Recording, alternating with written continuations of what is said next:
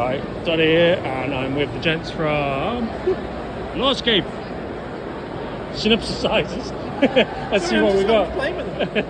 So it's a hex-based custom terrain system that you can use for pretty much any hex-based gaming rules.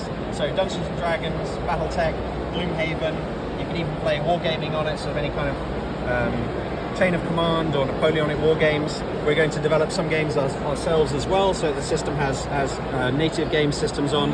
And you buy it by biomes, so they come in biome packs, so that would be a grassland set, this would be a coastal set, and so you mix and match what you want to build the type of maps that you want to build, and then each piece is individual and can be individually placed and replaced wherever you want in the pattern. You can also manipulate them in bulk, so you can move entire sections around to quickly create mountains and valleys and rivers, and then when you have enough pieces you can build pretty much anything that you can imagine.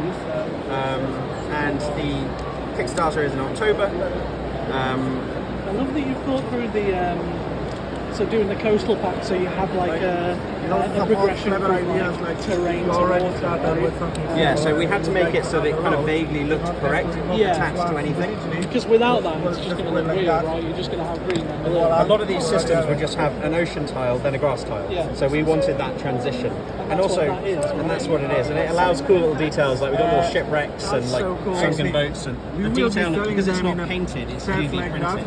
Okay. So, you know, the cost of it compared to painting is a fraction, and the quality is completely consistent. Every single one is printed the same quality and will never change.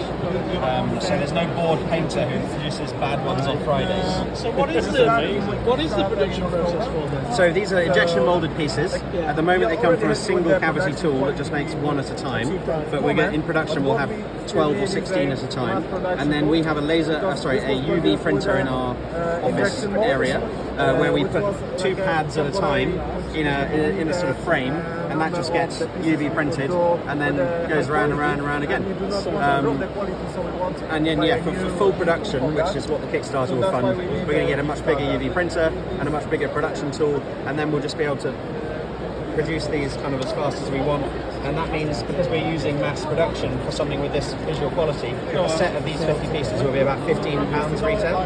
So you can make a decent sized map like one of these for RPG gaming for £50 or less, or a big map like this one over here, which you can play quite large games on for about £60-70. This map here would be extreme. This is like a gaming group would have this, not an individual, unless they were a collector, and that would be about £500 of pieces. That's amazing. And if you compare that to magnetic systems and custom painted resin systems, they would be between 3, 4, 5 times as expensive.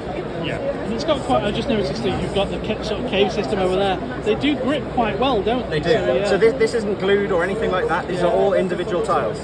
You can take any single one of these apart. It's all individual. Yeah, love that. But the fact that you managed to get the arc over there because of the fact that they are gripping. And we're not cheating. No, I like that. That's clever. That is brilliant.